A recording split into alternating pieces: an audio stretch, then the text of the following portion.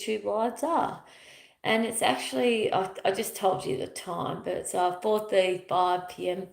on the, can't remember what date I just gave you, the 20, anyways, whatever it is, I just gave you the date, because I just checked the date before I actually did this YouTube to make sure I gave you the right date. Now, the purpose of this YouTube live, everyone, is to talk about the process of blossoming within the moment. And it's not always an easy process, all right? So I've literally been going through many, many months, but definitely many, many days of quite hardness. You can see, I've actually physically aged quite significantly in these last few months, and that is due to deep grief. Now, the process of the miracles of God is that this aging process, this grief process, this decline of the vessel of Nadina process is all miraculously can be redeemed within a day. Like, I can actually make myself look 20 years younger within a day. Many with lots and lots of different methods. One of them is coconut oil. Obviously, two of them is refusing to cry, because I go, no need to cry, no need to cry about this situation. So what I'm trying to say is I've released into the process of crime, and there's a crime has been very scientifically proven to be very sorry, I want to rephrase that. Crime within a certain spectrum, a certain time frame, and within certain parameters is absolutely required. We need to release those very bent up deep emotions. There is a process, there is a time frame of when crime, which is usually after 3 minutes. I've got a book on it, and I think it's in my bedroom, but basically it's in my, so this is my library here. And I've got a book on grief and processing. So this is actually part of my, when I get my healing, when I get my therapy practice up and running. Anyways, there's a process of crying, right? And it's been scientifically proven. I've got a book on it. That after a certain period of time, it does a lot of damage to our skin. So we have to learn, like, how long to cry for, when to stop it, what are we actually crying for, rah. Now, I've been in this process for years and years and years. Okay, I bought that crime book many years ago. It's actually, I met this amazing man called Frederick, okay? And I was 36. I'm 53 now, so it's a long time ago. And he's actually one of the most amazing men I've ever met in my life. And I didn't believe I was worthy of him. I literally didn't believe I was worthy of him. And another guy I met that was really amazing was a guy called David. David Willis was when I was in year 11, when I was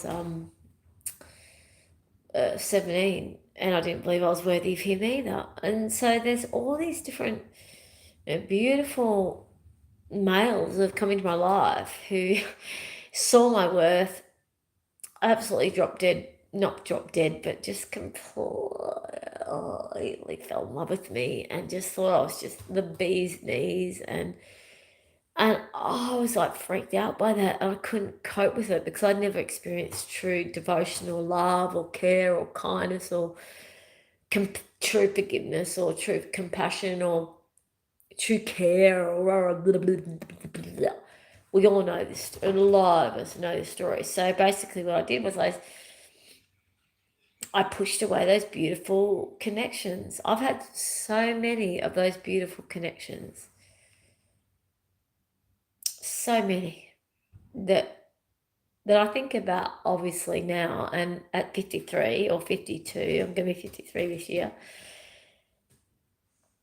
And I think about the amount of incredible support, care, love, kindness, generosity that I've pushed away, like I don't deserve that.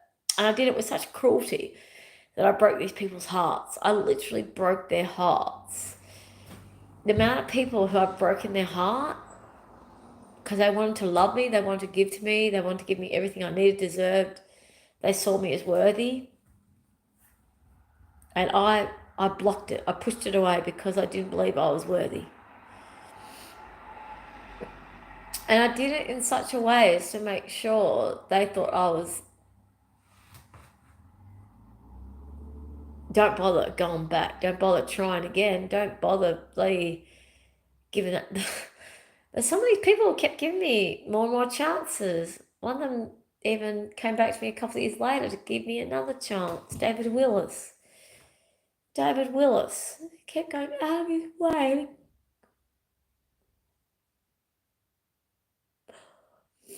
Oh, we were in year 11. He was in year 12, I was in year 11. I broke his heart by going to this asshole idiot dude that I ended up having a child with. We supposedly said we were like 18, 17, 18, going, oh, let's have a child. So it was a planned child. Not at all surprise pregnancy, a planned pregnancy. You got to be kidding me. This guy is now on the convicted pedophile list. He is such a monster. But he was monstered. Like, his mother used him as part of her acts when she was a prostitute, and she used her son, the father of two of my children, in some of her, what she charged people to be part of. So she was using her son to be part of what she did with some of these people. Blah, blah, blah, blah, blah. Horrific.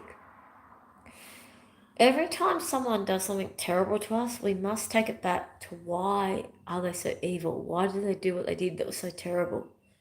What is the beginning of why they did what they did? And then we can even go back to why did the mother of that child, like why did the father of my children, the two of my children, why did the mother of the father of two of my children treat her son so horribly? What happened to her to do that? What happened to her mother to do that? That's where the forgiveness process comes into place. That's where the compassion comes into place. That's also where we can keep making excuses for someone's behaviours and let them get away with bad behaviour. This has been one of the biggest lessons in my life. Is I keep giving people chances.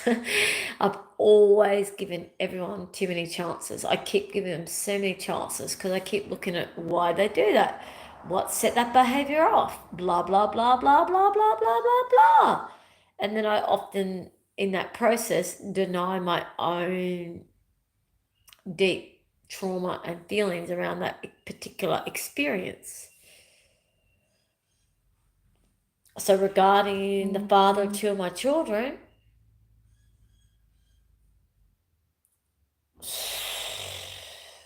seriously, we were both 17.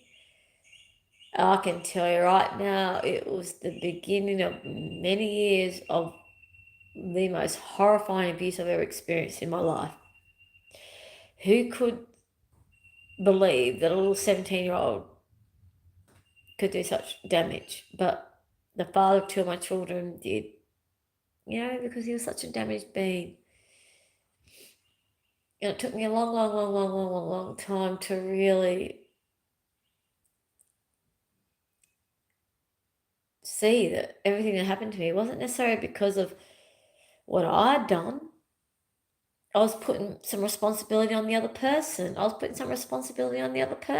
And then when I did that, because of who I am, I started having all this deep compassion and care and kindness for the other person. And kept coming up with forgiveness and fucking sorry for swearing, the compassion for the other person. And then I'm like, but that person did a lot of damage to me, blah, blah, blah, blah, blah. This has been my whole life, everyone. Like, my whole life, every single time I start to really go deep into my grief, I start actually having care and compassion and consideration for the other, the what you could call the perpetrator, the one who did the damage to me, the one who did the hardship to me, the one who did the pain to me, the one who did the abuse to me.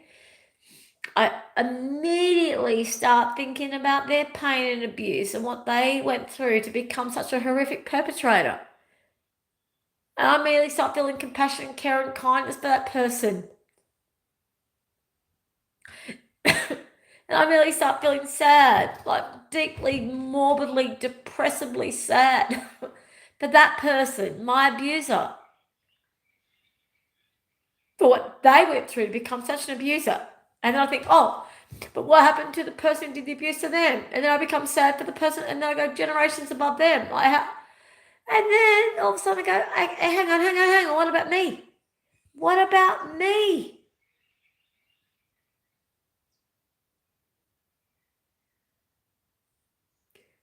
What about my pain?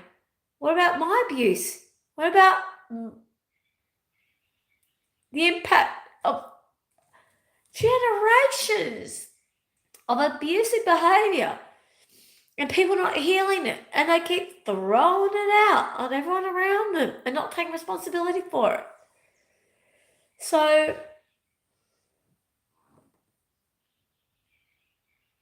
the seeds, the seeded plant,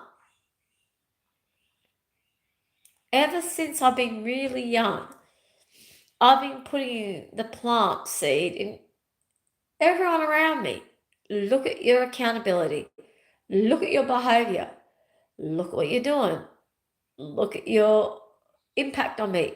Look at your impact on the world. Look at your impact on yourself. And I've been begging in my being that these people can actually see these seeds and actually go, wow, I'm an abused person. I've been abused. I've been abused from my sister and my brother and my exes and my sisters and my brothers and my aunts and my uncles and my friends and my this and my that. And then they can hopefully start to actually look at why they do some of their behavior. You hope to God that they go, right, because of this behavior,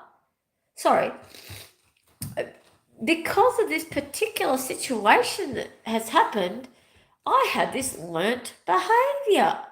And as a result of this learnt behavior, I actually have trauma bond issues. I have abandonment issues. I have narcissistic learnt behaviors issues. Or I have become a full-blown narcissist. Or, just start to go deep into the shadow. The shadow work, peoples. The shadow work. Do you want to know how much shadow work I have done to go from a deeply planted seed? So many years ago, I had people sorry about that. I had some people put some fertilizer on my deeply planted seed, right? David Willis is one.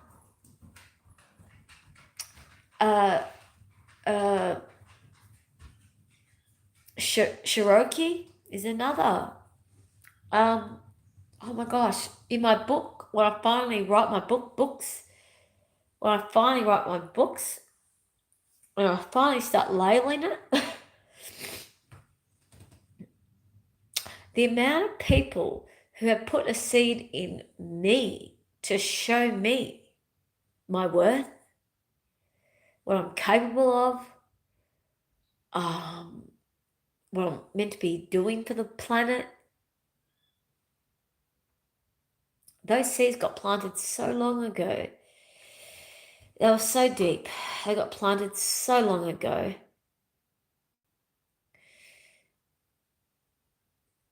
And God has been fertilizing them God has been bringing people in my life to fertilize this seed.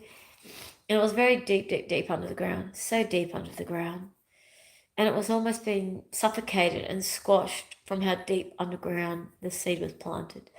But it kept pushing, pushing, pushing through. I kept allowing the fertilizer to penetrate, which is what I believe is happening for me with others. I believe my fertilizer seeds that I've planted in others is being fertilized, and I'm fertilizing seeds that someone else has planted in someone else. It's all like we're all working together to do this beautiful garden. So basically, I eventually sprouted through the soil, and that's one of the most excruciating process you can go through, because when you're deep under the soil, it's dark and it's safe, and you know exactly how everything is. Everything is exactly what you know, but you're just striving for that sunlight. You're striving for that growth, but you know to burst through that soil and to push through the top of the soil and to push into the light. You know that you have no idea what's going to happen. You could get bitten by a bird could take the top of that beautiful, yummy, freshly sprouted seed. You could be devoured. You could try and push through and you can get to a little teenager level, and then poof, drought could get you, or a flood could get you, or a snail could get you, blah, blah, blah, blah, blah. We all know what happens to seedlings when they push through the ground, right? It's a challenging situation for a seedling to push through the dirt, to go through that deep homeostasis cocoon level. Not homeostasis, I didn't mean to say that. Stasis. Through that stasis level of being a cocoon in the ground, like being a seed in the ground, surrounded by your husk. It's all safe, it's all dark, it's all very blah, blah, blah, blah, blah, blah, blah. And then you break through your husk and you push your sprout forward and you push and it's painful. It's painful. It's like birthing. And for all the women out there, and I mean women, I mean people who have a uterus who can actually give proper, real childbirth to a human being, and they have a menstruation process. Not people who say, I identify as a woman, but someone who actually has the hormones of a woman and actually can give birth to a child. That's what a woman is, everyone. That's what a woman is. So a woman who understands the process of giving birth to a child, we all know it's a death-defying experience where we could die at any second. It is excruciatingly painful. Like, it's next level. It's like the highest level of pain you could ever imagine. It is excruciating. Do you know why? Our hips are pushing out and our pelvis is moving in order to get ready to birth a child, to birth life. And that is why women are the leaders of healing. Feminine energy and women are the leaders of healing, because we know what it takes to give birth to newness. We know the excruciating pain that it takes to give birth to a new beginning. That is why it's the divine feminine that's the leader of all of the esoterical, godly, divine dynamics, everyone. So whether you're in a male body, you've got divine femininity working through you, or you're in a female body, you've got divine femininity working through you. It's the divine femininity that is actually the leader. It's the divine femininity that is the leader of all change and all healing. And then we work forward to push the divine masculine, which is the protector, to actually step up into their role.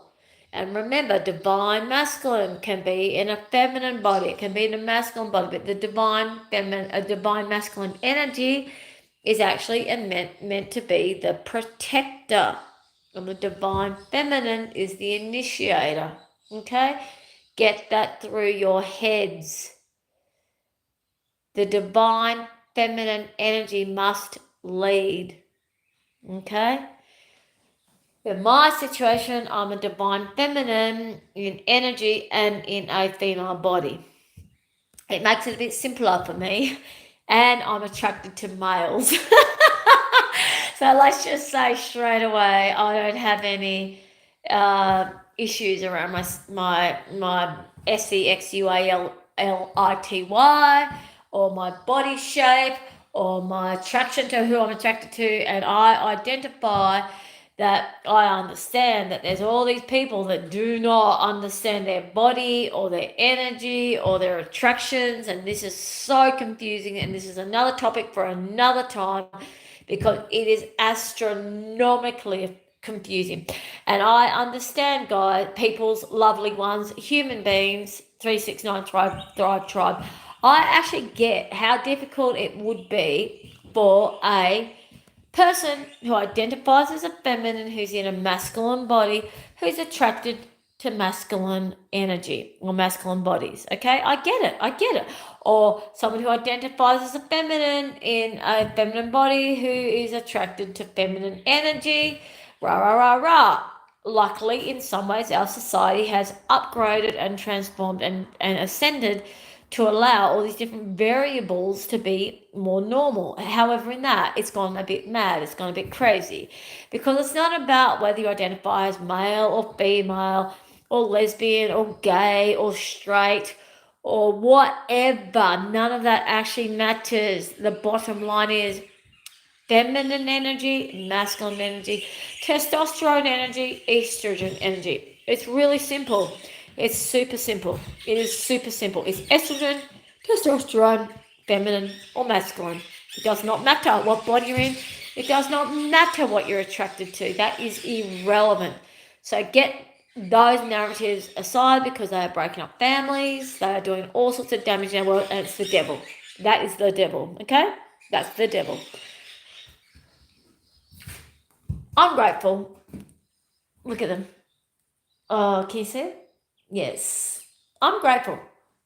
I identified years and years and years ago that I've got a more simpler life because I'm got feminine, a very dominant feminine energy, distorted male and distorted female energy, but I identified as female within a female body, and I was attracted to male. So I identified years ago. Oh, I've got it much more simpler than many other people. Great, bring it on.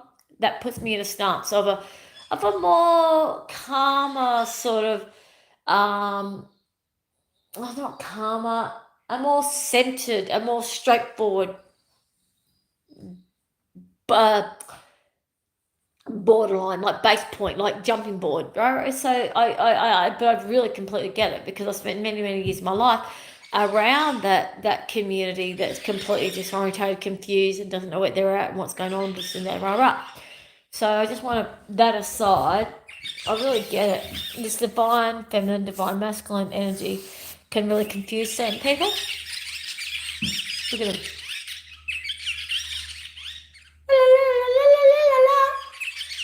Yeah. I just want to say, as a divine feminine, I've had to really, really work at the masculine within me. I had a divine masculinity within me that was very distorted. And thus I created, and I've been creating for a long time, very distorted relationships with physical males, like males in the real world. And one of those males is actually someone who's actually my twin flame, who's actually now my husband. A husband who is currently AWOL and doing a lot of healing to find his his divine femininity, but also stepping up into his divine masculinity, but also to balance out his divine femininity within himself. Because it's through that process, when we actually become whole within ourselves, with our yin and yang, our masculine and our femininity, that then we can really be of service to others. That's when we can really step up and really be there for our partners, our family, the world, everything. That's how it's only when we can really truly face the deep shadow of our feminine and our masculinity. Now, many of us have abuse histories. Many of us.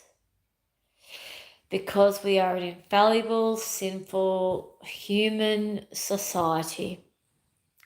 And one of the most obvious forms of abuse is actually the SUXUAL childhood ABUSC. Okay? This is really common. It's actually so common. It's actually deplorable. Why is it so common?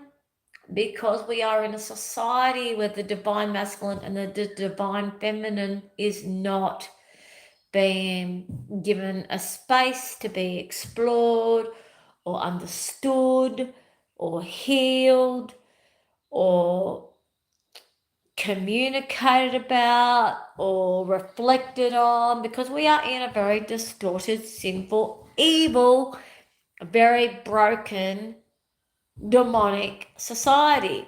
All right. And at the moment, the devil is rife. The devil is rife. That is why narcissism is through the roof.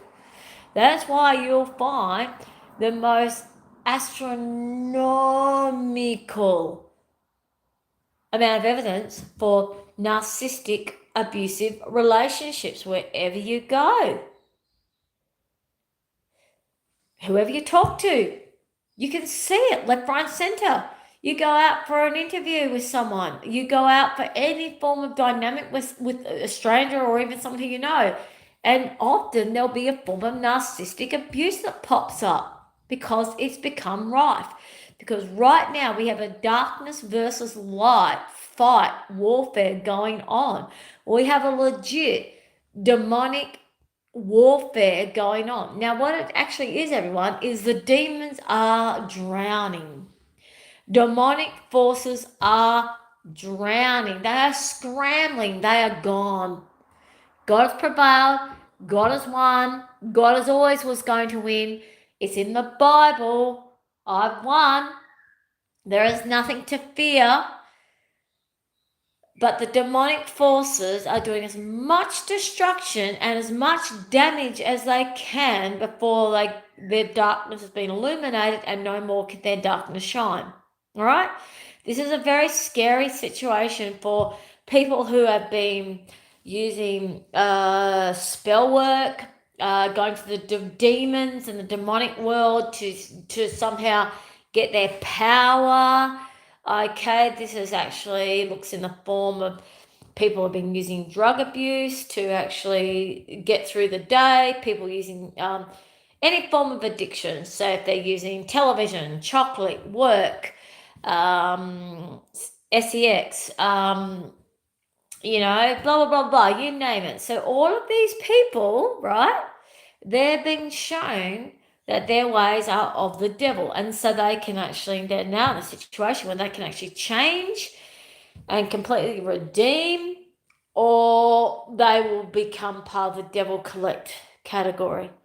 Now, there are a lot of people out there who are doing spell work to control and dominate, and they're trying to use their SEXUALITY, or their CH, or their charm, and anyway, they've really gone into that narcissism level of trying to dominate and control and deceive, and they, they were given the idea from the devil that they would succeed at all costs, and this is what you need to do, and at whatever you do, make sure you keep that shadow, that seed in you that got shown to you that could grow.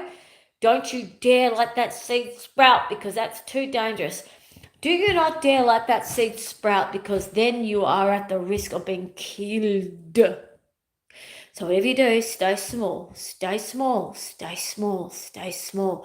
Stay in your dark, dark, dark, dark, deep down, deep, dark soil. And whatever you do not sprout. Okay, so the devil's been telling all these people, do not sprout, because if you sprout, then you're at risk.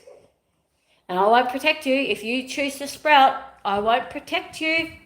And so there's all these people that have gone, right, I'll stay in this dark, dark, dark, dark, dark space. And we've got to keep everyone else in this dark, dark, dark, dark, dark space.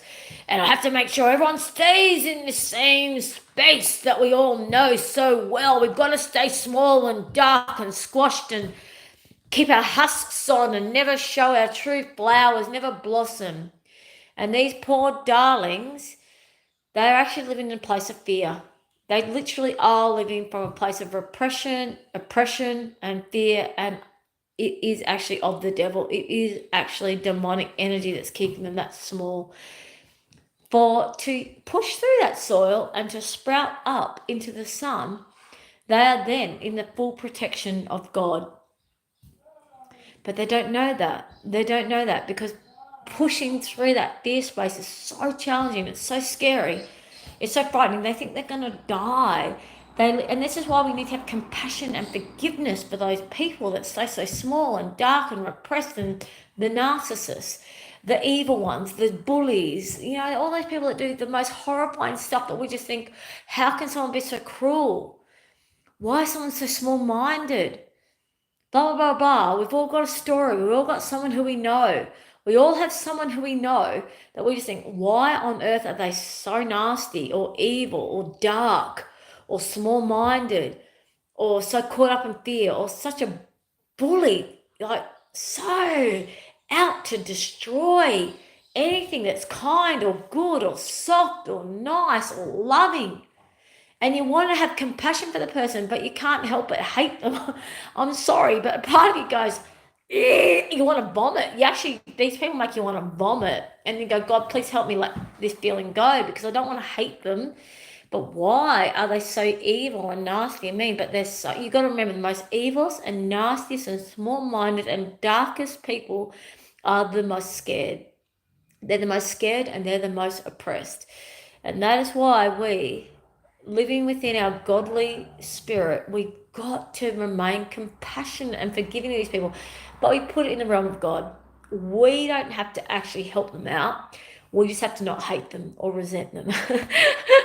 Seriously, I'm sorry, but we just really literally have to actually get to a place of, God, please protect this person, and I've got to protect myself from this person, and thank you for protecting myself from this person. Thank you for protecting myself from this awful evilness. And so as a plant, as the seed, deep in the darkness of that soil, when we sprout into the sun and we blossom for who we really are, and we show our true light. And I took some notes before I actually move on to the signs, to my notes. I did my final coat of this room. All right, guys, my darling 369 Thrive Tribe, and I've been doing this with a lot of arm pain and a lot of wrist pain. I pushed through it, and I don't know if you can see it, but I've estopoled the skirtings. I've got this is all set to go. All I've got to do now is wash this floor, which I was hoping to get done before it became nighttime, and I was hoping to get the furniture in before daytime. And I've got to cut in the top layer, So I'm really working through a lot of pain, a lot of arm pain, like a lot of physical arm pain and wrist pain to actually get this done. But I just want to read something to you that I wrote, okay? Unbecoming our ego mind.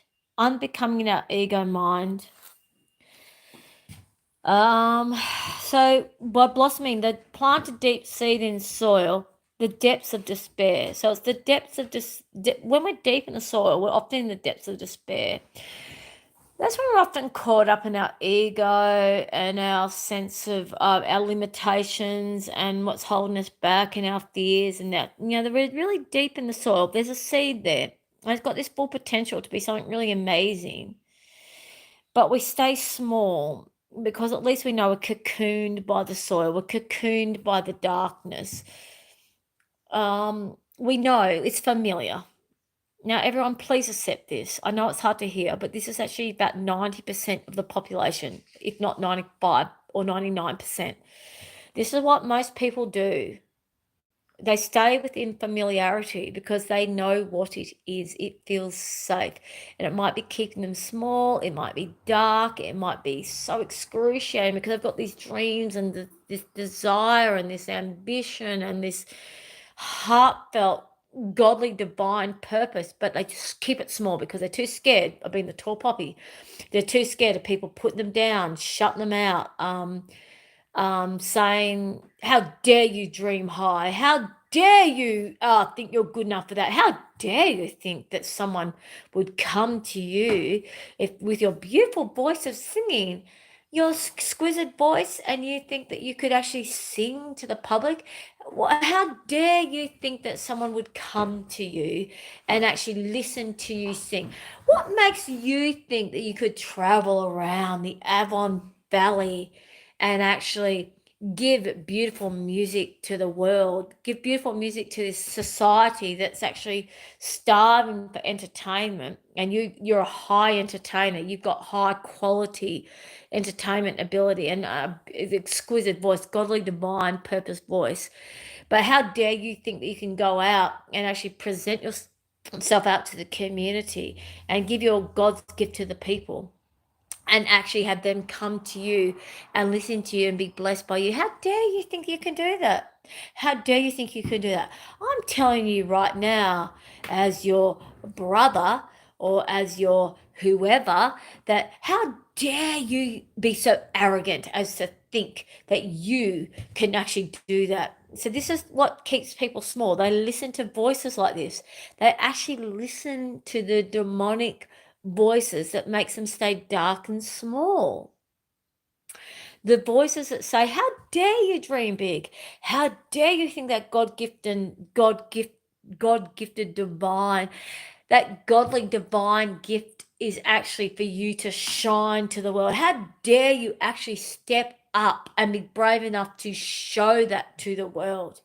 How dare you actually get out of your husk and out of this dark soil and push, break the husk and push up into through the soil towards the light, and there's the sun, and poof, and then you've got the elements of the wind and the sun and the rain and this and the that, and the birds might peck you and the worms might get you and the snails might get you, and you put yourself at very high risk all of a sudden of being killed. You could be killed. You've gone from the safety of being a seed and a husk to you want to blossom, and you could be killed in a second, because that's actually what the demonic forces try to do. They try to kill you, but you need to please believe that when you push forward through that soil and you push up into the sun and you do that with conviction, that you know that's your blossoming, you are protected. You're protected, because then you're finally stepping up into God's divine purpose for you, and you're under divine protection. So I did heaps of notes. I'll just show you.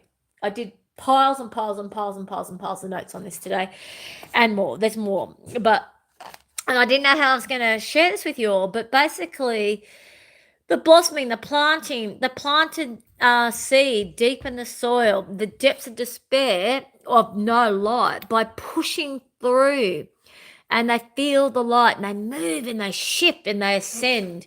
By actually feeling the light, they start to push through the dirt. It's all dark, right? And they push through, and they push through, and they push through.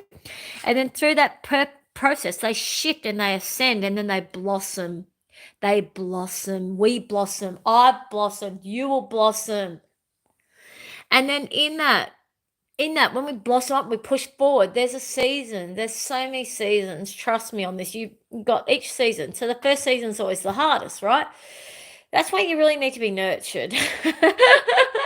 That's where it's really easy for a plant to die if they're not nurtured. But then the second and third and fourth and fifth and sixth season, they become stronger and stronger and stronger. And it's usually by the fourth or fifth season that the plant starts to really show its true beauty, like its true flowers, its true fruits. It's usually by the third or fourth or fifth season of winters and summers, like hard summers and hard winters.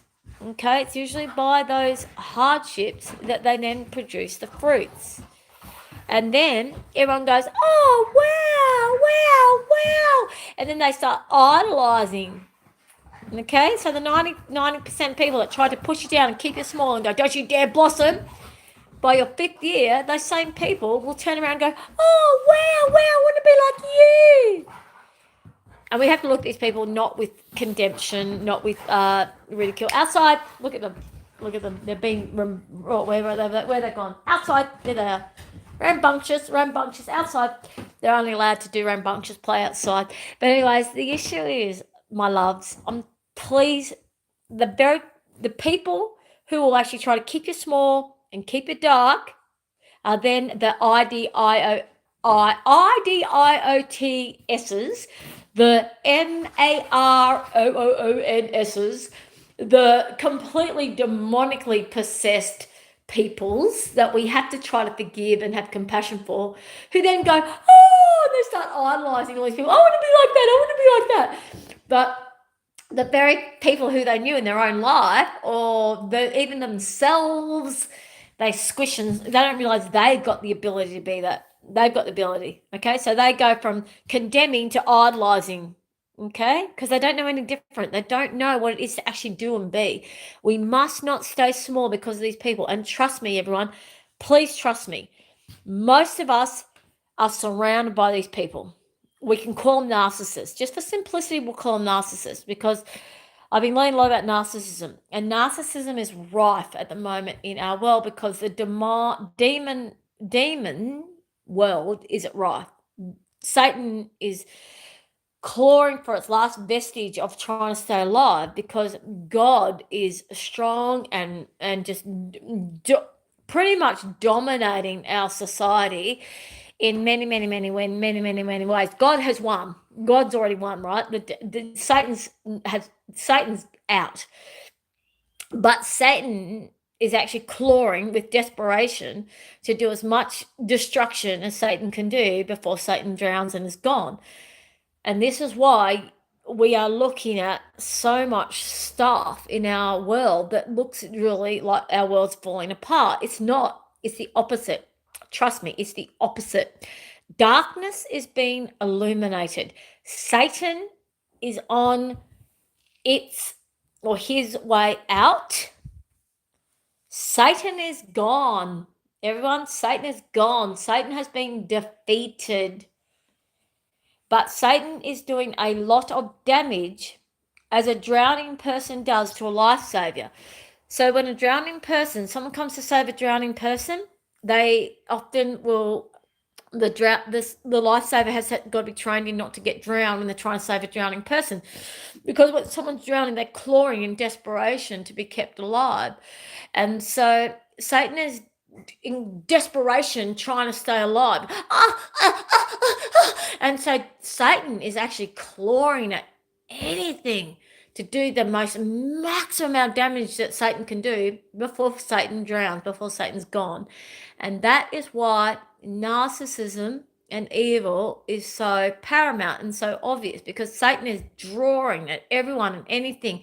And Satan is drawing at people's insecurities, people's fears.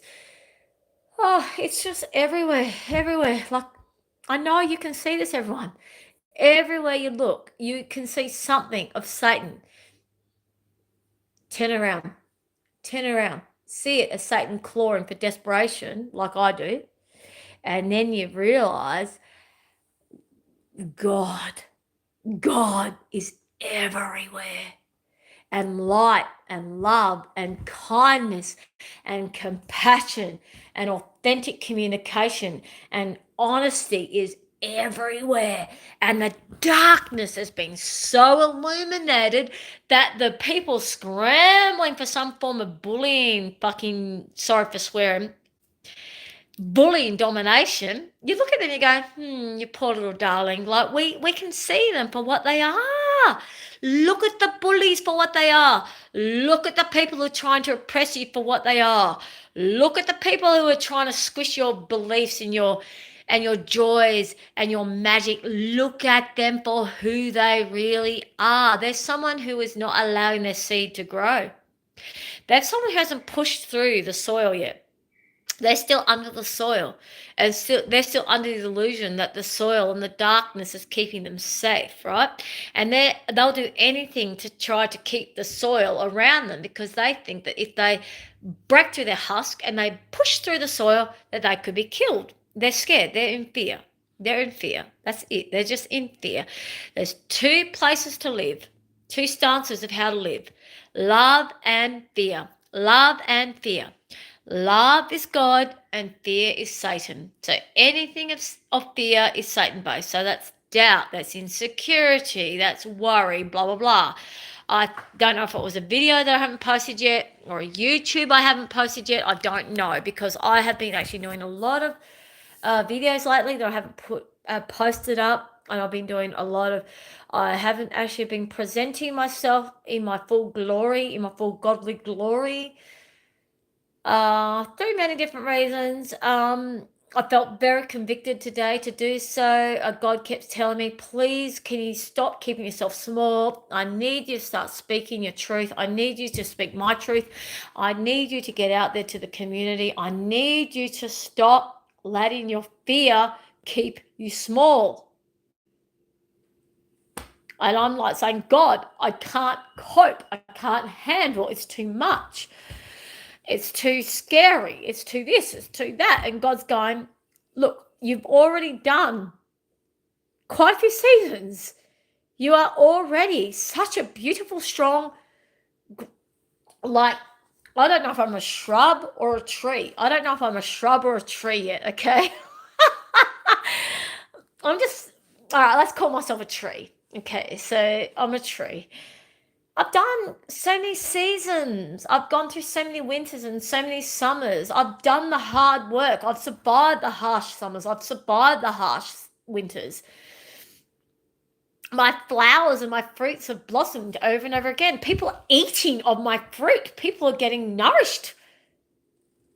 People are actually getting nourished from my fruit. And here I am saying, I'm not good enough. I want to go back to the sprout. I want to go back to underneath the soil. So trust me, everyone, I get why you want to stay under the soil. I get it. I do. Because when you sprout and you become big and you grow and you do your fruits and you're big and then you become branches. I don't know if you can see my arms, but you become branches. You become branches and you start to become an umbrella and you become part of what nourishes others. That is scary, but it doesn't need to be. Trust me. God's trying to tell me to tell you guys, it's nothing scary. God's always got us. We're never going to flounder. We need to trust. When we grow up, when we grow up, I took so many notes. One day, can I share with you again this beautiful library that I'm in the process of creating? This has taken me 17 months. 17 months. This is Estopoled. It had about 8 layers of paint on it. It was disgusting. Now it's exposed Jarrah with 2 layers of Estopol on it. These walls and these skirting boards were out by up to 5-6 millimeters. Okay, there was gaps everywhere. It was disgusting. I had to build up the plaster. I had to build up the silicone. This has not been easy. This window, there was gaps. Oh, hang on. There was gaps.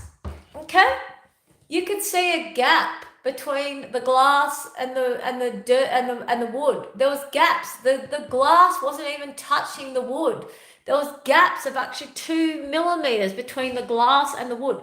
The wood was completely deteriorated. The wood was deteriorated. This corner didn't exist. That's mastics. That's actually silicon. That corner is silicon. That didn't exist. This whole, all these walls, there was gaps in here.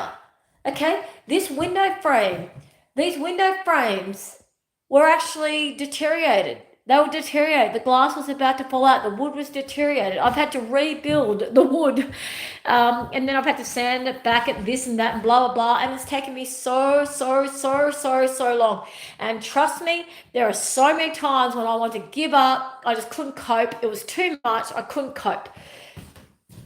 This wall over here, and this is my therapy room, okay? This wall over here was literally out by 15 centimeters. I had to build up this plaster and the silicone. There was such a big gap. There was such a big gap between the skirtings and the walls. I couldn't believe it. I thought if I'd known this before I bought the house, I would have knocked them down $15,000. I would have literally have knocked them down $15,000. I literally would have said, I would have offered $15,000 less for the property if I had known the state that this place was really in. But they'd glossed over it. They put all this high gloss paint on. They made everything blah, blah, blah, blah, blah, right? And I was actually in shock. I didn't like it. I felt like I'd been deceived. And then I realized, no, I haven't been deceived. They just didn't know any better. They didn't do anything deliberately to deceive me. They were just putting this crappy, cheap, high gloss paint over everything, doing this, blah, blah, blah, blah, blah. Everything was crumbling and rumbling, and the walls are cracked, and this and that, rah, rah. They didn't deliberately do it, but I actually know they sort of did. I know that the previous owners knew that this house needed a lot of maintenance, and I actually believe they should have disclosed that. I personally believe that the previous owners should have disclosed to me the poor state of this house, not just this house, but the steps, and also that we had a home to us house next door. There was a lot of things that I don't think they did right. Point in the story is I had a lot of nasty surprises. Now this room, all right, it's finally finished. I'm ready to do the cutting in of the final coat of the sage green, which I bought 17 years ago. My husband and I chose the colour. The clean up of the floor, and then I put the furniture in. This room is done. Thank the Lord. 17 months later, I set up the desk. I set up my computer, and then finally my study's in action, and watch this YouTube saw. My kitchen, my husband's in my kitchen. This has also been a horrible up here. I had to repair all these walls. They were all cracked. Every wall in this house has needed so much work. I've come to realize this whole house was at the point where I was going to start really deteriorating quite quickly from this point on. So then I thought God's really brought me into it. See this wall here? This is what it's like. Every wall, right? Every area of this house, right? Every area of this house is cracking. It's cracking. And more so within every month, I've noticed more and more cracks because the house is falling forwards and down, so I've got to stabilise the front. So God's brought me into this house at the perfect timing to fix it. Because if I hadn't have come here when I did, within 3 or 4 years, this whole house would have started to deteriorate really quickly. So anyways, everyone, this is the library. Woohoo! And I've been working against a lot of physical pain, a lot of mental anguish to get this room finished. It has not been an easy process. It's been a godly, divine process. Think of it like this. It's been the seed pushing through the hard dirt. This room has not been an easy process. Now, I don't know if you can see the sunset. I don't think you can. There's a beautiful orange glow, but I don't think you can see it. Oh. No, you can't see it. The camera's not showing. So pushing through people's, like this whole house, this whole experience of choosing this northern property has been nothing but painful for me. This has not been an easy process. It's done my head in, like it's made me want to, oh my gosh, I will go into another time. And in fact, piles of my videos have already shown you the anguish I've gone through with this property.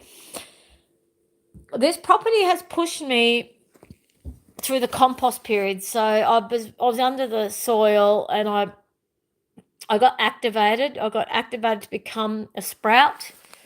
And then the compost got too heavy or too arduous, or there was too much mold in the compost, there's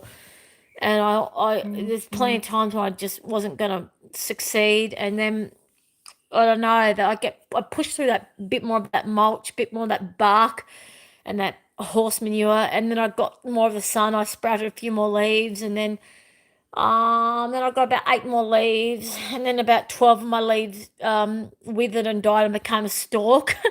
And I nearly flopped over, but the roots were still strong and healthy. And I went, oh, no, I can do it. And I pushed through a few more leaves, and then I pushed about 15 leaves in two or 3 days or 1 month. I just pushed it through a heap of leaves just when we had enough rain and enough sun, and and then I got a stronger stalk, and then I became a really strong trunk, and then I started getting a branch, and then I started getting flowers, and then I became really invincible. Then it was like No, nothing could.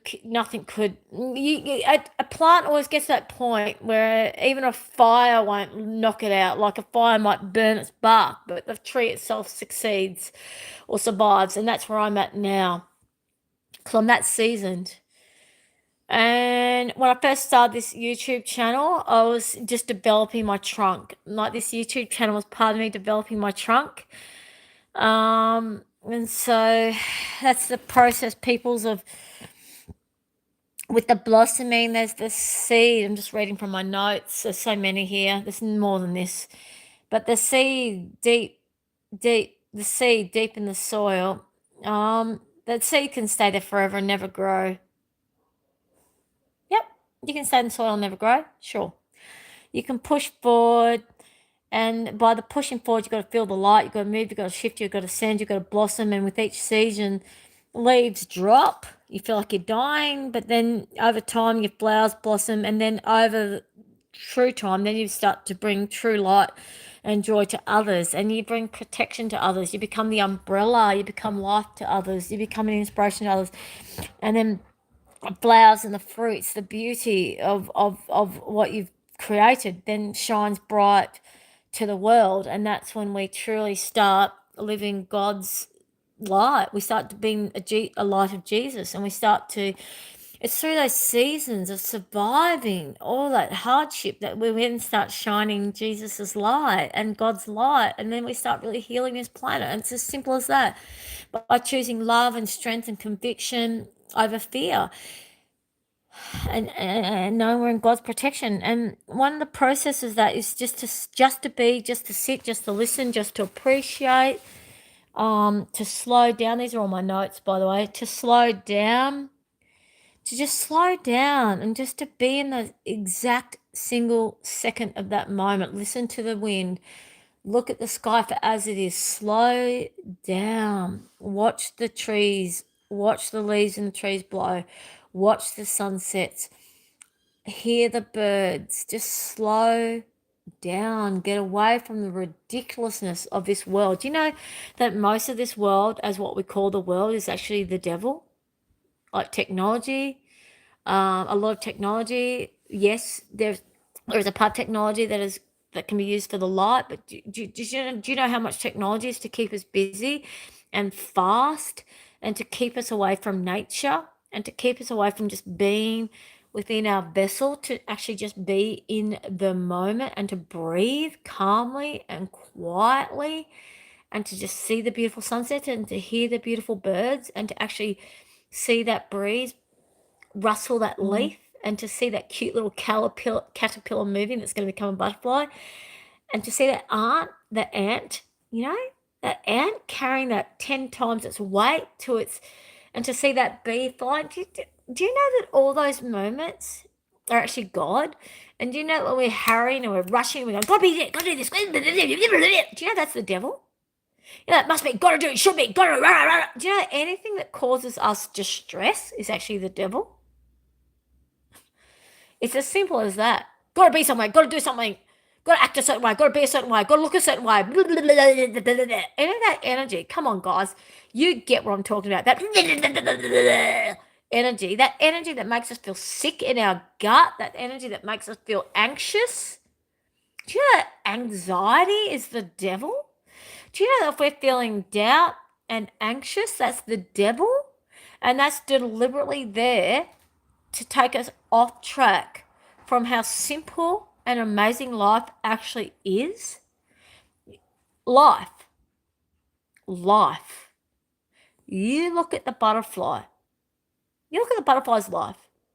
It has the most arduous propolis process. I think it's propolis. It's not. It's chrysalis. The chrysalis process of a butterfly, they spend months as a caterpillar, right? They spend months as a caterpillar, and then they go into that chrysalis process, and they're in that process, and they're all cocooned in that little thick web that they're in. They have 1 day of being a butterfly. 1 day of flying. with their beautiful, beautiful wings. And we look at butterflies and they think, oh, it's so beautiful. They have one day of being a butterfly and then they die after months of going through chrysalis. And you know that chrysalis process is excruciating for them? It's not fun. They're growing, they're pushing through their skin and they're getting bigger and they're pushing through their skin and getting bigger and they're growing that cocoon and then eventually they break the cocoon. They open their wings. They have to let their wings dry. Do you know that when they're letting their wings dry, they're so vulnerable? When they break through their chrysalis, they are so vulnerable to being attacked because their wings are wet and at that moment they can't fly. They can't do anything. They're so vulnerable. So if they survive that experience, then they get to fly and then they get to bring this beauty to everyone who gets to see them. And then at the end of 24 hours, they die.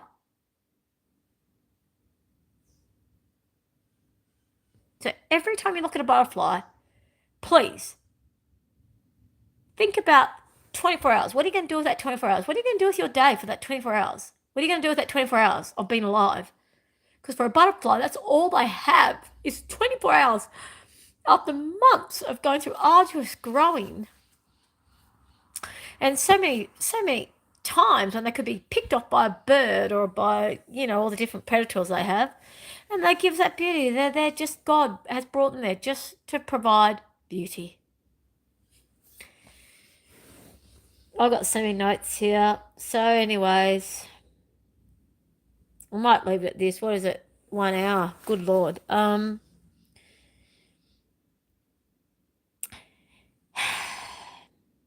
So when we're seeing the darkness, we've really got to open up to moving free, being a flower, shining bright to the world. The journey is about happening for us, not to us. Our journey is happening for us. So our journey is for us, not to us. Life is not a journey that's happening to us. Life is a journey that's happening for us. It is our journey, our destiny, our blessing. Life is our blessing. Every single second, every single minute, every single hour, it's our blessing. Ours. We are the creators. That's what God wants us to be. We are ripples of God's love. We are to shine and reflect Jesus' light and Jesus' love. Every single second that we are alive, we are here to create an amazing world, and this world is for us to be of Jesus and God, to create this incredible world, to bring love and kindness and peace into this world. That's why we got to move up from any fears we have. We've got to let fear go. Fear is the devil. Love is God. We've got to get out anything that's fearful. I've been telling this to so many friends. I've got friends who have been Christians for a really long time. And they're finally understanding the importance of leaps of faith compared to surrendering. Okay? We can take leaps of faith all the time. And that's us going, yay, God, thank you. I trust you. But when we completely, truly surrender to God, what we're doing is, God, I get it. I have to live in trust and love always. Not just take leaps of faith, knowing you're going to catch me, but actually trust completely at all times from a place of love. I'm not going to be in fear anymore. And I've slipped into fear so many times today, peoples. I've slipped into fear so many times today, yesterday, and the day before. And I could have taken so many videos and you would have watched me, and there was just, my eyes were sagging, my face was covered in tears. And I was saying, God, please take this fear out of me. Take this fear out of me, because that's what it takes to be a human. We are just human, everyone. We are just human. We've got to face our core wounds. We have to face our core wounds. Our core wounds are excruciating. That's what it involves to be a human. We face our core wounds and we observe our core wounds. We look at our areas of abandonment where we haven't shown up for ourselves, where we're choosing addictive characteristics and behaviors, where we're choosing sin. and we're choosing to stay small, and we're choosing not to ascend. But then we've got to go, God, I choose to be everything you desire me to be. I choose to be all of I know you need me to be. I choose to be my true self, and to align with my true soul, and to truly be a child of God, and to truly be an ambassador of God's word. And I truly choose to be that tree that provides nurturance for everyone. That I choose to be the front line of your army, and to be a tree, an umbrella of protection for others, and shining the light and reflecting the light. I choose to do that, and I accept it, and I with my heart and my soul, I just, you know, um oh gosh, I've got so many words here. I don't know, guys. I cannot wait until my library's organised. See, this is just crap. This is just fast notes. I can't wait till my book's written. I can't wait till I've got a curriculum. This is an exciting journey, peoples, and it's not easy. I burst into tears. I've spent most of today crying. And I'm not just talking about crying, I'm talking about I was falling down, collapsing, crying because of the pain I feel in my heart. Because when you surrender to life, when you surrender to God's journey, it doesn't always look like you want it to look. It doesn't, it's hard. It's hard. Okay. I know you all identify with this. It's hard. We all want a life that's easy and good, and that's what the devil promises. Okay. And if you go down that track of what you think is going to be easy, good, rah rah, it might keep you really small, and it might keep you safe, and it might keep you this, and it might keep you that, and you might go, oh, this is all okay, this is all fine, I'm in my comfort zone, blah blah blah blah blah blah blah blah. And then if you go, well, hang on a minute, this doesn't feel like I'm living big enough or true enough, or I'm not aligned with my true soul, or I'm not telling the truth about something to someone, or I'm not honoring my heart. I'm going around circles. I know I am. This journey, everyone, I'm going to close this out really soon. This journey is not an easy journey. Just trust me. We've all got to reach out to each other. We've got to. Okay, sorry. I'm going to leave it at this. Fellowship. One of the reasons why I've been able to become a tree and umbrella of such growth for others is because I have an incredible fellowship of people who honor me, see me, and value me the way I honor, see, and value myself, the way I know that God honors, sees, and values me. And so when we do this for ourselves, when we align with those who align with God, how God views us and sees us, then we can step up into that umbrella tree. If we're not aligning, if we've got people in our lives who are keeping us small and keeping us a seed in the dark, please, everyone, stop. Stop. If someone's keeping you small and in the dark, they're saying, don't dream that, oh, as if you could do that, oh, blah, blah, blah, blah, blah. You know it in your heart. You know it in your heart and your soul if someone's keeping you small. You know. A lot of these people are family. And they're going, oh, that's a bit arrogant. Oh, bit of preposterous there, or is this that's going to happen?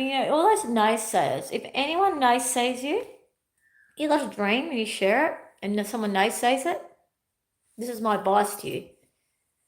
Stop spending time with that person immediately. It doesn't matter if that person's a family member, even if they're your child. Put yourself in fellowship with those who are honoring your God's gift and honoring you to grow and sprout and become the blossoming, beautiful shrub or tree that you are destined to be. I know I'm using the gardening terminology a lot.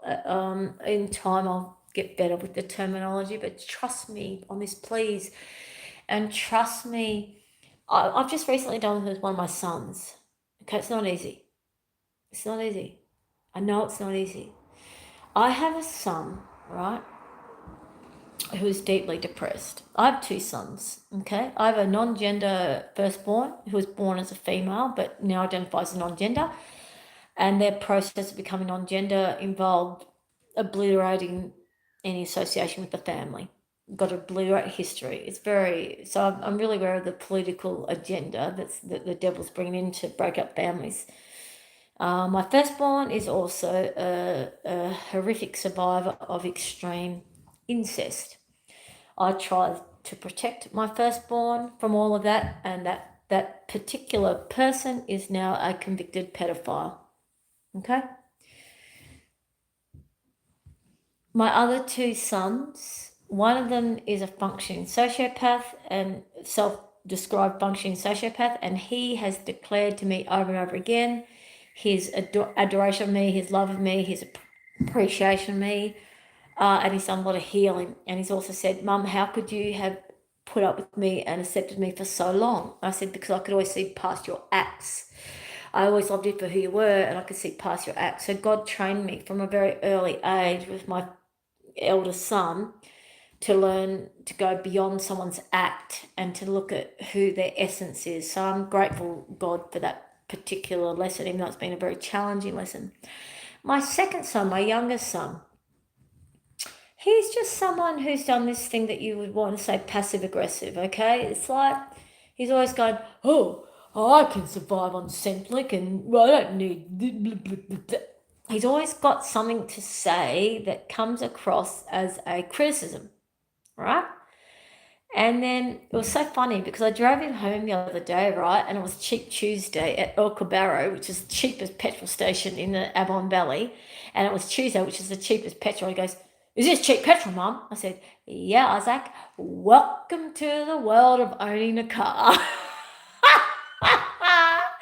Because prior to that, he was crapping on to me about, I can survive on Centrelink. You should be able to survive on... I said, Isaac, I'm running a house and a block of land and a car and 3 animals on a really small budget. I said, you got no understanding of I've got land rates, I've got so many bills, right? So many bills. I've got so many bills. I've got water rates, land rates, animals, looking after animals. We all know how expensive animals are, right? My animals, I've got 2 big dogs, right? Man, I cannot believe how much my 2 big dogs eat. I was like, what on earth? I thought hounds. I did the research and it basically said that hounds don't eat that much. I'm sorry. My 2 hounds eat so much, and maybe when they're adults they'll eat less, but right now those 2 animals actually cost me so much money to feed, and the vet told me they're not overweight. So my animals actually cost me a lot of money, okay? And I actually chose animals that I thought would eat less because I deliberately was one of the criteria, choosing animals that didn't have a huge appetite. And I was my dogs for some reason. But we do go for big long walks along the river. It's irrelevant. I'm just saying, all these people that try to condemn you. So I have a son who's trying to condemn me for not being able to handle my lifestyle, but actually not being able to afford my lifestyle. I'm going, well, dude, I didn't choose 3 animals and a rural house and a rural block of land. I didn't choose this to do this on my own. I choose this as a wife with a husband by my side, working together as a team. I never would have chosen this life, and I never would have brought 3 animals into my life if I thought I had to do it on a tiny income. I just wouldn't have done it. So here I am, trying to manage everything on a tiny income. And my youngest son has the audacity to turn around and try to tell me that I should be able to do it with heaps of money left over. And I said, well, actually, by the way, I don't have enough money. So every time my Centrelink comes in each fortnight, it's gone within 2 days. And I've lived 12 days with no money because I have that many bills and that much to do that the money that the government gives me doesn't even cover what you would not believe the amount of things I'm not even addressing right now. I haven't even addressed the water rates, okay? Haven't even addressed them. I can't because I don't have the money at the moment, right? But I have a new job. And then he harasses me for this new job. Oh, Mum, you're a bit injured for that. You shouldn't be doing that job with all your injuries. And I said, well, Isaac, it's actually not a matter of I should or I shouldn't. It's I have to. I need to bring money in. And thank the Lord, I finally have a client that with my vertigo and my body injuries, that if I need to chill out, I can, because there's a lot of jobs I can't do right now. I've got so many disabilities. I can't do it. So God brought me the best client I could ever have. Okay, and I work with her 2 or 3 days a week, and if my body is aching too much or there's too much of this, I can just relax. I couldn't just work at Coles, for example. I can't just work any job because when I have my vertigo attacks and I get faint, I can't even hardly drive at the moment, people. When I drive my car, I have a vertigo attack and I feel like I can't drive and I have to slow right down. Thank the Lord I'm in the bush and not the city, because there's times when I have to pull over on the side of the road because my vertigo is so bad I can't drive my vehicle. So I'm actually God has actually allowed me to be so debilitated right now. It's kept me small and it's kept me quiet and it's kept me insular and it's kept me focusing on the bare basic beauty. The bare basic beauty. Do you know why God has done that? Because this is part of my training. It's part of my honing. It's part of my sprouting. So part of me becoming a tree to become an umbrella to all of you is to teach you to chill out. And you can do that without having vertigo, without having body pain. Just relax. Just be in the moment. Be in the moment. But we don't do that enough. I've come to learn part of my process of being a teacher is to teach you all to just relax. And also, what I want to do, I know that I don't like that. You wouldn't believe when I first bought this house, I didn't even notice that PowerPoint. I also want to teach you all to family members who try to put you down and keep you small, hold them to account. Do you know that for years and years and years and years and years, I kept my mouth shut? I kept my mouth shut. I didn't tell people what I really felt or what I wanted to say. People abusing me left, right, and centre constantly. Constantly. I was constantly being put down and abused by people, as I know most of you are. People thought passive aggressive domination tactics were okay on me. They thought it was okay to. I could give you so many examples of things that have happened to me in my life, and you go, oh, why do you let that happen? But I'll say back to you, what's happened to you that's similar? And why didn't you do something about it? Because at the time we're shocked. We're actually shocked. We're going, I wouldn't do that to you. What are you doing that to me for? And we don't know what to say. We literally don't know what to say. And we literally go, you're being really quite unkind and cruel right now, but you know what? I don't know what to do or how to respond to that because it makes me feel sick. And I feel, oh my God, I feel, like it actually, we actually go into some sort of really weird feeling within our body, and we think, how could they treat me so badly? I would never do this to them or anyone ever. And then there comes a time when we want to speak to the person about it and we have a conversation about it, and they'll go, oh, I was just saying that because of blah, blah, blah, blah, and they dismiss it. And then we do not say, well, do you know that it made me feel this and this and this and this and this? We don't tell them how bad it made us feel. We don't tell them how much effort it takes for us to tell them how bad it made us feel. And then they dismiss it anyways. This is common, everyone. This is common. So, what I've been doing this last, I don't know how long it's been, but I think it's been at least the last 2 months, last 2.5 months, 3 months, 4 months.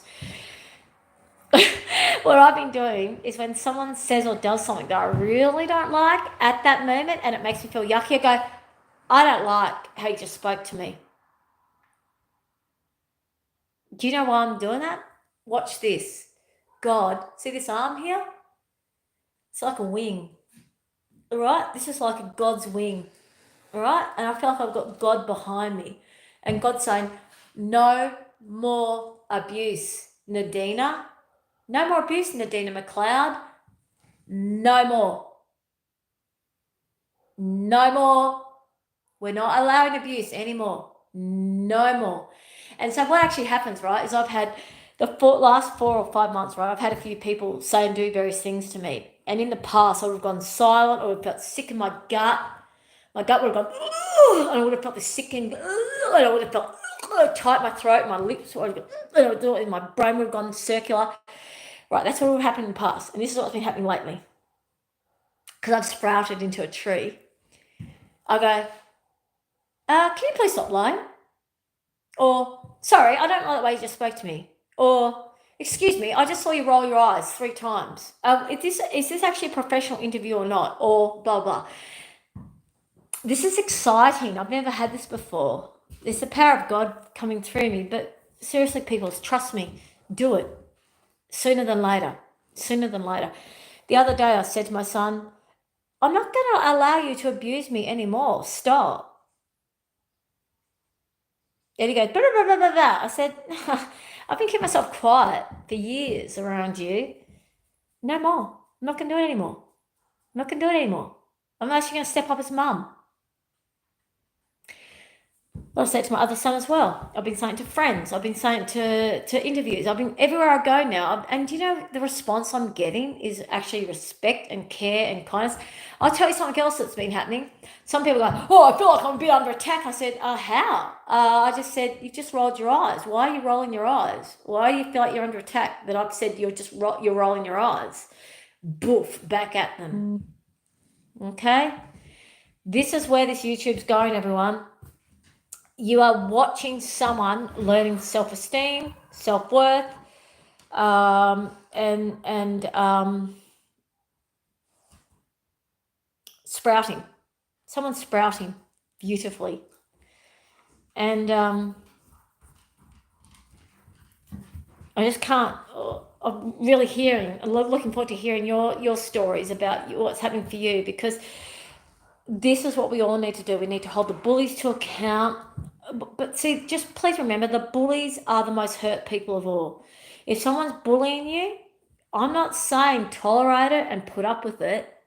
No. You hold that bully to account and you help that bully heal. You help that narcissist heal by saying no more. Let's leave it at that. You say to those people who are keeping you small, sorry, you feel so threatened about my dream. One day I hope you will actually, I don't know what word to use there, sorry. We can't use too many words with bullies. We have to keep it really simple. Just say something like, oh, you don't identify with my dream? Well, so be it. Or say to them, oh, you don't think I'm capable of that? Isn't that a shame that you feel that so small within yourself? No, that's a bit mean. I know. We're going to work on this, but just trust me, that push it back at them. There's a mirror going on. When someone puts you down or tries to keep you small or tries to diminish you, they are actually talking about their own fears and their own lack. And they're trying to keep you small because they can't cope with the idea of you stepping up in something that they do not understand. They do not want you to grow and sprout and become that strong tree. Because if you do that, they're all of a sudden going, everything I saw and knew has just disappeared and gone, and they're discombobulated. Do not stay small because someone else is in fear. Okay? Do not hold your dream back because someone else is in fear. You step up. You step up in love of yourself. You can see my finger? In love of yourself. Step up in your self-love, knowing you are protected by God. You step into love, you are protected by God. You stay in fear, you're in Satan's world. Okay? It's as simple as that, everyone. You step up into your dreams and your aspirations and you step up. Do you think this YouTube is easy for me? No, it is not. Do you know how many times I want to shut it down? Today I prayed to God. God, I can't cope with this YouTube channel anymore. I can't cope. I have full-blown demonic narcissist on my YouTube, right? She's continually trying to gaslight me. I do not even read her messages. I allow her comments to stay. I could block her, I could delete her, I could do all sorts of things. I allow her comments there purely to show my viewers what an outblown, full-blown, psychopathic narcissist looks like. So they might identify if there's something like that in their life. That's the only reason that I allow this person to even have a platform of being able to say whatever they say. I don't bother to read their comments. I mean, I did a couple of times, but then I thought, oh my God, they're so asinine. They're so asinine that it's like, I said, God, what do I do with this person? I know exactly who this person is, okay? I know exactly who they are. I've known from the beginning who they are. And I'm constantly saying, God, what do you want me to do with this person? And then I said to God today, God, it's so exhausting, this person that just giving them this access to me. And God said, no, please keep trusting me.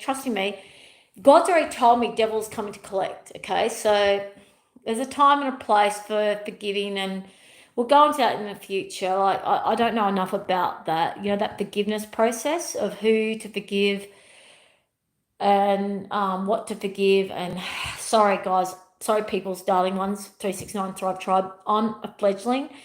I do know that we're meant to forgive in order to be forgiven. So from a place of compassion and forgiveness, I understand that there's people doing some really abhorrent actions because they're come from a place of real deep fear and blah, blah, blah. And then I put it in God's hands. But I say to God, how do I protect myself? And God says, I have you, I'll protect you. And then God told me today quite clearly, get in there, keep working on this room, get this room finished, get your library in action, keep your YouTube shining, and talk to them about the seed growing from the darkness into a tree, and show them what it's like to sprout. So everyone, if you're wondering what sprouting looks like, this YouTube is me sprouting, okay? This whole house and my marriage to my beautiful husband, who is currently AWOL somewhere, I've got a feeling he's in a camper van somewhere on the side of the road or camping ground, and he's beautifully stepping up into his power. He's beautifully stepping up into his healing. He's sprouting. So trust me, you're going to hear more about this story of me sprouting in God's divine faith and trust.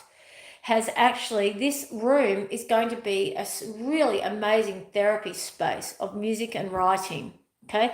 My husband and I are destined to do really powerful stuff, okay, within the Northern community, with our words, with my beautiful husband's musical words, his songs, and with my written words, and obviously my spoken words. This is sprouting. This is growing. We've grown from the darkest, hardest, scariest places you can imagine. Follow and look at some of my previous YouTube channels. This has not been an easy process, everyone.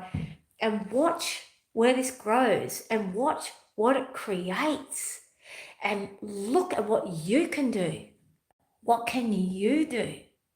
What can you do by sprouting? Okay? And please, I want you all to start commenting and giving me feedback of what you want me to. I don't want to boast, but I am actually exceptionally. How do I word this? I'm highly intelligent and I have a huge amount of information in my brain, and I've got to stop shying away from what it is that I can share and teach with you all. I also have an incredible bookshelf full of books, and I also have boxes and boxes and boxes printed out material. It's in files and this and that. I've got so much information I can share with you, and I love researching. I'm a high distinction university student. I'm actually really good at researching. I will research and teach anything that you want to discuss. Give me your feedback. Let me know where you want to go with this YouTube. Work with me. Give it some energy. Okay, let's go. Let's soar. Let's start going big. Okay, I've got to check what Alan's barking at. Okay, all right, lots of love. 369 Thrive Tribe. I will talk about my vision of how this all started. Saturday or Sunday. Lots of love. Bye. See ya. Tomorrow's a busy day, that's all, but sometime soon, I promise. Okay, love you. Bye. Bye.